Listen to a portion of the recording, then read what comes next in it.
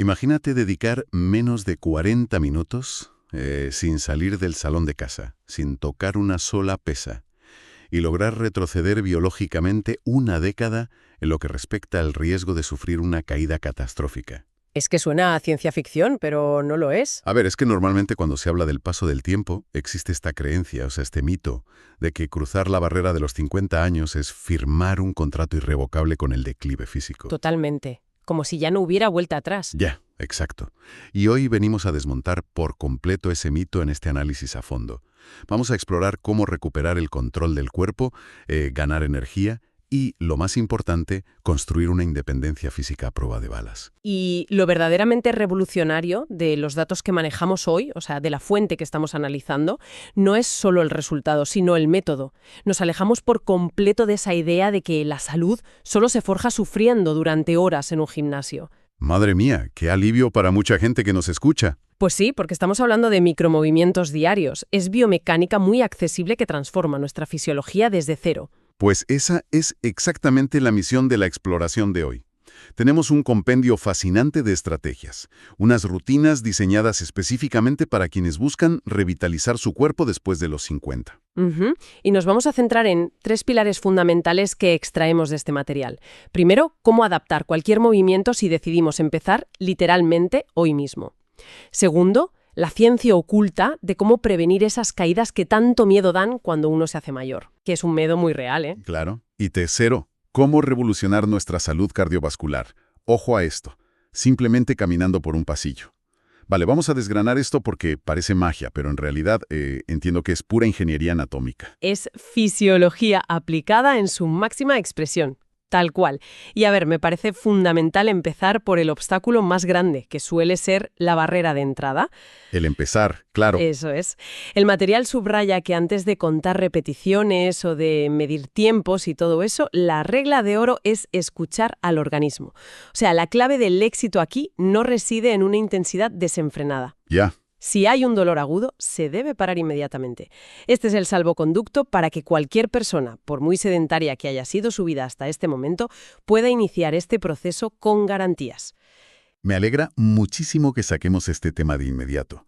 Es lo que yo llamo la mentalidad del principiante. Y la fuente en la que nos basamos hoy hace mucho hincapié en esto. Hay una frase textual que me parece brillante. Dice, no se trata de hacer mucho, se trata de hacerlo bien. Es que esa es la esencia de todo. Claro, el mensaje es que el cuerpo todavía tiene muchísimo que dar, pero necesita que le recordemos cómo hacerlo. La instrucción del documento es muy clara. Empezar hoy. Adaptar lo que haga falta. Y sobre todo, no rendirse. Eso es. Es como afinar un instrumento musical que lleva años guardado en el fondo de un armario. O sea, no podemos sacarlo de repente y pretender tocar una sinfonía compleja a toda velocidad porque saltan las cuerdas. directamente las cuerdas saltarían por resalles.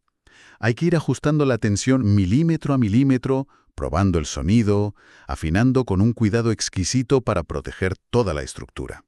Pues fíjate, siguiendo con la idea de ese instrumento, cuando llevamos años sin un movimiento constante, nuestras articulaciones y nuestros tejidos están literalmente desafinados a nivel químico. ¿A nivel químico? A ver, explícame eso. Sí, mira, en el interior de las articulaciones tenemos el líquido sinovial.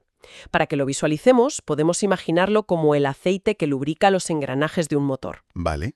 Pues cuando somos muy sedentarios, este líquido se vuelve espeso, casi como una miel fría. Claro, y ahí es cuando cruje todo. Exacto. Pero al empezar a movernos con suavidad, sin forzar, el cuerpo empieza a generar calor. Y ese líquido, esa miel fría, se vuelve mucho más fluida. Esto nutre el cartílago y permite que la articulación se deslice sin fricción. Qué interesante.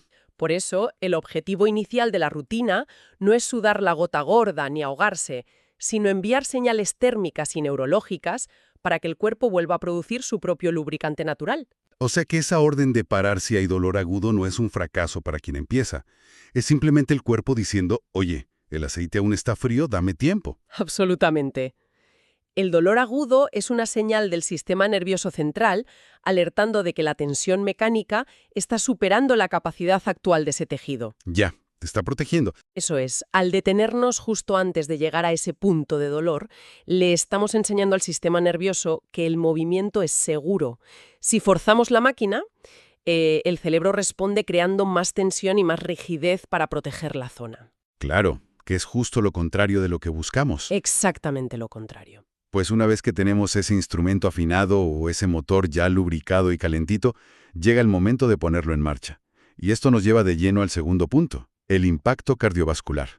El material que estamos analizando destaca un ejercicio número 1, que es la caminata activa, como el hábito más subestimado pero más poderoso que existe. ¿Es que lo es? Pide entre 20 y 30 minutos a un ritmo cómodo pero constante. Y aquí lanza un salvavidas que me parece brutal para quienes se sienten intimidados por salir a la calle o ir a un gimnasio. Dice que caminar dentro de casa es perfectamente válido. Esa es una de las grandes revelaciones para mucha gente, ¿eh? A veces pensamos que si no logramos salir a caminar por un parque inmenso o una pista de atletismo, pues el esfuerzo no cuenta. Pero al sistema circulatorio no le importa el paisaje que estemos viendo, le importa el bombeo. Aquí es donde se pone muy interesante.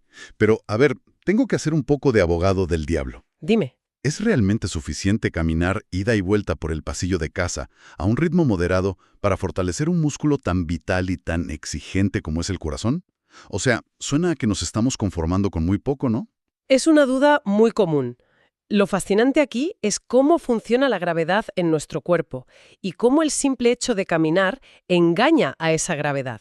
A ver, Piensa que el corazón es una bomba muy potente, sí, pero empujar la sangre hacia abajo, hasta los pies, es relativamente fácil. El problema de verdad es que esa sangre tiene que volver a subir. claro, contra la gravedad. Exacto, pues las venas de nuestras piernas tienen unas pequeñas válvulas unidireccionales. Cuando caminamos, aunque sea por el pasillo de tu casa, los músculos de las piernas se contraen y se relajan constantemente. Vale. Esa contracción actúa literalmente como un segundo corazón. Exprime las venas y dispara la sangre hacia arriba.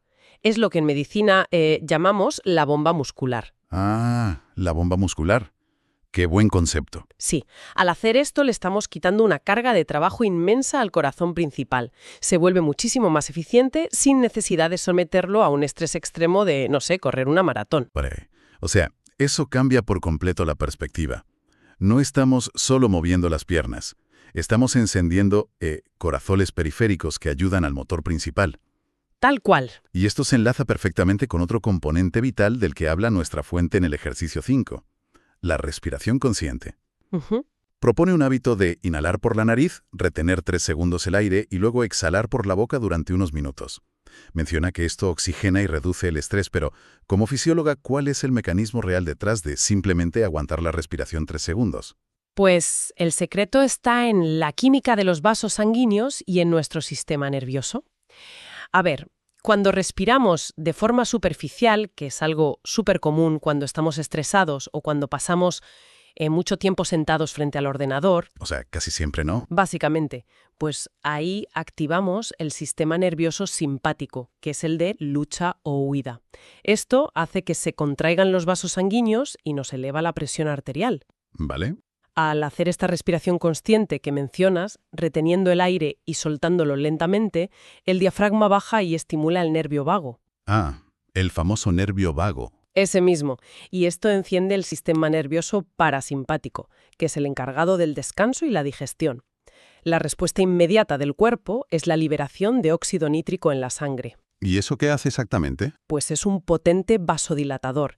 Las arterias se ensanchan, la presión baja inmediatamente y la sangre rica en oxígeno fluye libremente hasta el último rincón del cerebro y de los músculos. O sea, es como si la caminata fuera la bomba que empuja el agua por las tuberías, y la respiración lenta se encargara de ensanchar esas tuberías para que el flujo no encuentre ninguna resistencia.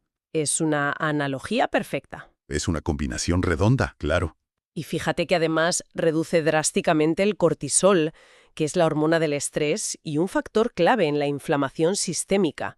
Por eso el texto que analizamos insiste tanto en que el cuerpo necesita moverse, claro, pero también necesita estos espacios de calma absoluta. Pues tenemos ya un motor eficiente y unas tuberías limpias. Hay energía.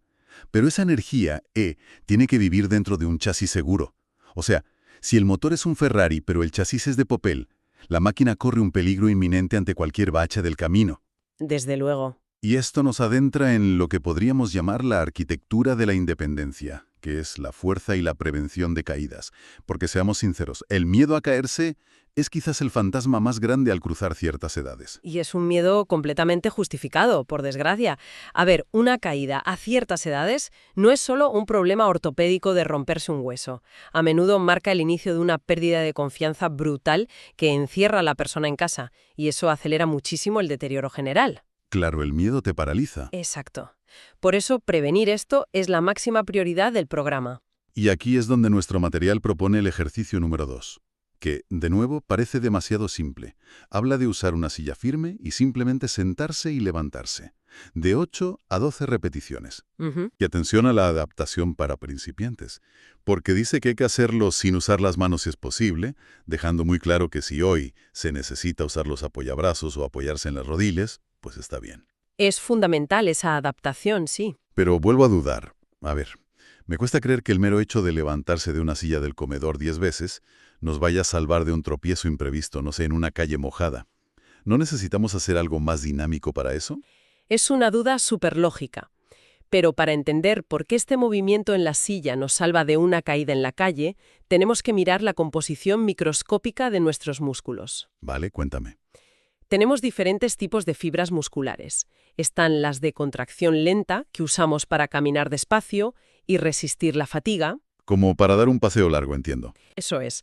Y luego están las de contracción rápida, que son explosivas y reaccionan en milisegundos. El problema es que con el paso de los años, si no hacemos ejercicios de fuerza, las primeras fibras que mueren o se atrofian son precisamente las de contracción rápida. ¡Ostras! O sea, las que necesitamos precisamente para dar ese paso salvador y rápido cuando nos tropezamos. Exactamente esas. Cuando perdemos el equilibrio, necesitamos que el cuádriceps y el glúteo se activen de forma instantánea y supercontundente para frenar la caída. Claro. Pues al hacer el ejercicio de sentarse y levantarse de una silla, especialmente prestando atención a la fase de frenada al bajar despacio, estamos obligando al cerebro a reclutar y mantener vivas esas fibras de contracción rápida. Ah, amigo. Es biomecánica pura. O sea, estamos levantando gran parte de nuestro peso corporal en contra de la gravedad.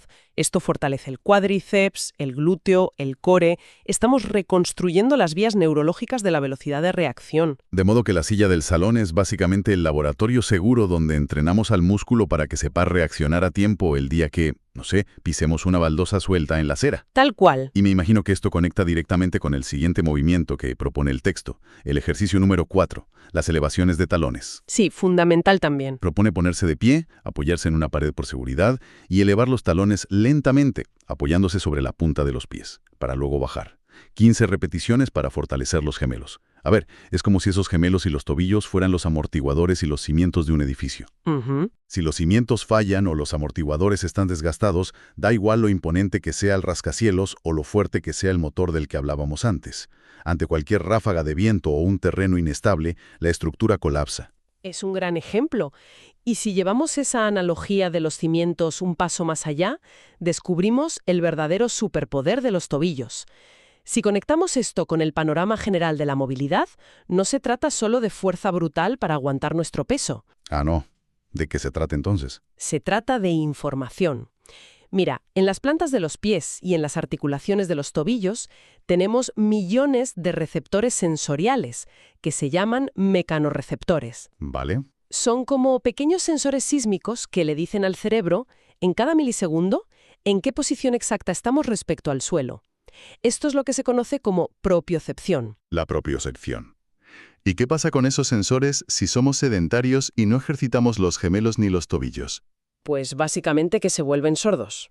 O sea, si siempre caminamos en superficies planas, como el suelo de casa, y llevamos zapatos muy rígidos que nos aíslan, esos sensores dejan de enviar señales de alta resolución al cerebro. Se adormecen. Exacto. Al hacer estas elevaciones de talones, sí, fortalecemos el músculo del gemelo, que es un estabilizador clave. Pero sobre todo estamos recalibrando esos sensores sísmicos. Un tobillo fuerte y un cerebro que recibe información propioceptiva rápida es literalmente la diferencia entre llevarte un pequeño susto y sufrir una rotura de cadera. Es alucinante. O sea, estamos hablando de reprogramar el software del equilibrio a través del hardware de los gemelos. Me encanta cómo lo has resumido. Sí. Los cimientos fuertes son innegablemente vitales. Pero, siguiendo con la arquitectura que a mí me gusta mucho, si construimos pilares de hormigón demasiado rígidos, se pueden quebrar ante una presión inesperada, ¿verdad? Claro. Los ingenieros diseñan los puentes y los rascacielos para que puedan balancearse y ceder ligeramente con el viento o si hay temblores. Necesitamos esa misma capacidad en el cuerpo de absorber fuerzas sin rompernos. Y esto nos lleva al último gran componente de este análisis, que es la flexibilidad. El documento lo resume con una frase lapidaria. Dice, la flexibilidad es juventud.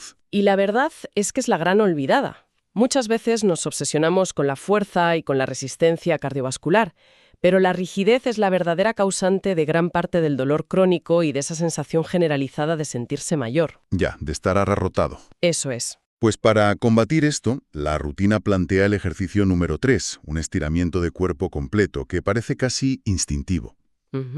Sugiere estirar los brazos hacia arriba, como queriendo tocar el techo, inclinarse suavemente hacia los lados y mantener esa posición unos 15 segundos. El objetivo que marca la fuente es reducir la rigidez y mejorar la postura, preferiblemente al despertar o justo antes de ir a dormir. Es un momento ideal. Pero más allá de la sensación agradable de desperezarse, ¿qué está ocurriendo de verdad bajo nuestra piel cuando mantenemos esa postura de estiramiento? Bueno, aquí entramos en el maravilloso territorio de la fascia.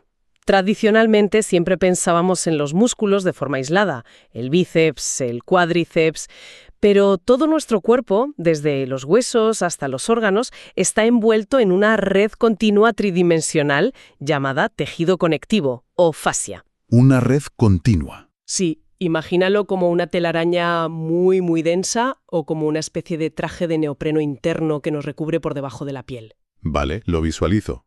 El problema es que esta fascia necesita estar hidratada para poder deslizarse libremente cuando nos movemos.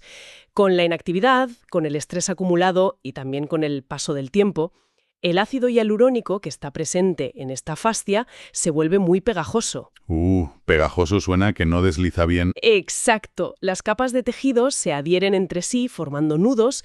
Es literalmente como si nuestro traje de neopreno interno encogiera un par de tallas de golpe, limitando muchísimo el movimiento de los músculos que están justo debajo. Claro, y por eso sentimos esa pesadez constante, ¿no? Como si moverse costara el doble de esfuerzo de lo normal. Exactamente. Entonces, lo que ocurre cuando estiramos los brazos hacia arriba y nos inclinamos a los lados no es simplemente que estemos estirando un músculo como si fuera una goma elástica.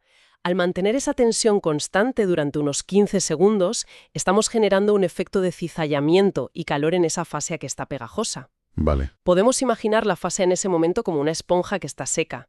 Al estirarla de esta forma, estamos escurriendo el tejido viejo y al soltar la postura, permitimos que agua fresca y nutrientes inunden de nuevo toda la zona. ¡Qué pasada! O sea, estamos hidratando el cuerpo desde dentro. Literalmente estamos rehidratando las estructuras internas y esto le devuelve a nuestro cuerpo esa capacidad de balancearse con el viento sin quebrarse, como decías tú antes.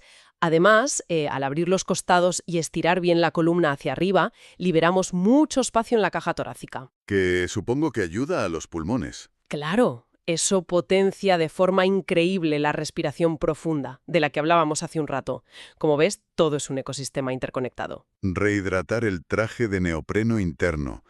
Es una imagen que, desde luego, no se me va a olvidar fácilmente. Llegados a este punto, miramos hacia atrás y vemos todas las piezas del rompecabezas sobre la mesa. La fuente que analizamos hoy junta todo esto en un plan de acción impresionantemente accesible. Muy fácil de seguir, ¿sí? Si sumamos los tiempos que nos da el documento, tenemos unos 20 minutos de caminata, que puede ser por casa o fuera. Levantarse y sentarse en la silla requiere unas 10 repeticiones, que no son ni 2 minutos. Eso es. Los estiramientos profundos para la fascia toman unos 5 minutos. 15 elevaciones de gemelo son otros 2 minutos y cerramos con esos 3 minutos de respiración consciente para bajar pulsaciones. Si hacemos las matemáticas, estamos hablando de invertir menos de 40 minutos en total. Entonces, ¿qué significa todo esto en la práctica?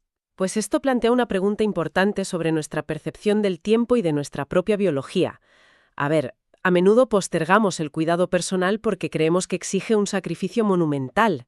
Claro, que hay que ir al gimnasio 2 horas al día. Exacto. Pensamos que necesitamos cambiar nuestra vida de arriba abajo o sufrir mucho dolor para ver beneficios reales. Pero este enfoque demuestra que la consistencia en dosis pequeñas es infinitamente más poderosa que el esfuerzo extremo, pero esporádico. Totalmente. Al entrelazar la rehidratación de la fascia, la activación del sistema nervioso parasimpático con la respiración, el bombeo venoso de las piernas al caminar y el despertar de las fibras musculares de contracción rápida en la silla, en menos de 40 minutos estamos enviando una señal rotunda a nuestra biología. ¿Qué señal? Le estamos diciendo al cuerpo que estamos vivos, que nos necesitamos fuertes y que vamos a seguir participando activamente en el mundo. Pues ese es un resumen espectacular de este análisis. Si algo nos llevamos de esta inmersión de hoy, para quien nos esté escuchando, es que el deterioro, la fragilidad y la inmovilidad no son una condena escrita en nuestro ADN al cumplir 50 años. Hemos comprobado cómo la salud de nuestro motor y nuestras tuberías se puede reactivar mágicamente caminando en nuestro propio entorno y dominando el diafragma. Así es. Hemos descubierto la ciencia detrás de por qué una simple silla del comedor y unas elevaciones de gemelos apoyados en la pared reconstruyen nuestras defensas neurológicas contra las caídas, transformando nuestro cuerpo en una estructura estable. Y por encima de todo, nos quedamos con el mensaje de que empezar desde cero hoy mismo, escuchando al cuerpo sin forzar y adaptando cada movimiento, es el primer paso hacia la victoria. La clave es empezar. Claro, la calidad de los años venideros no se compra con hazañas heroicas levantando pesas enormes. Se esculpe día a día con estos micromovimientos. Y fíjate, si nos detenemos a pensar profundamente en el impacto de todo lo que hemos discutido hoy, si dedicar menos de 1 hora al día a movimientos tan sumamente básicos como caminar por un pasillo, respirar profundamente, levantarse de una silla o estirar los brazos, tiene el poder demostrado de rehidratar nuestros tejidos y devolvernos la soberanía sobre el cuerpo. ¿Sí? Surge una duda inevitable. ¿Hasta qué punto ese envejecimiento doloroso, rígido y frágil que asumimos como completamente normal en la sociedad moderna es un proceso puramente biológico? Ostras. ¿O es quizá la consecuencia predecible de haber construido un mundo que nos invita constantemente a dejar de movernos, recompensando la comodidad extrema a costa de nuestra propia vitalidad? Madre mía. Es una reflexión provocadora y desde luego súper necesaria para cerrar. Nos hace cuestionar si el problema es, ¿de verdad el paso del tiempo o simplemente el diseño de nuestro entorno? Hay muchísimo que pensar sobre esto y sobre todo mucho que poner en práctica hoy mismo, sin excusas. Hasta la próxima inmersión.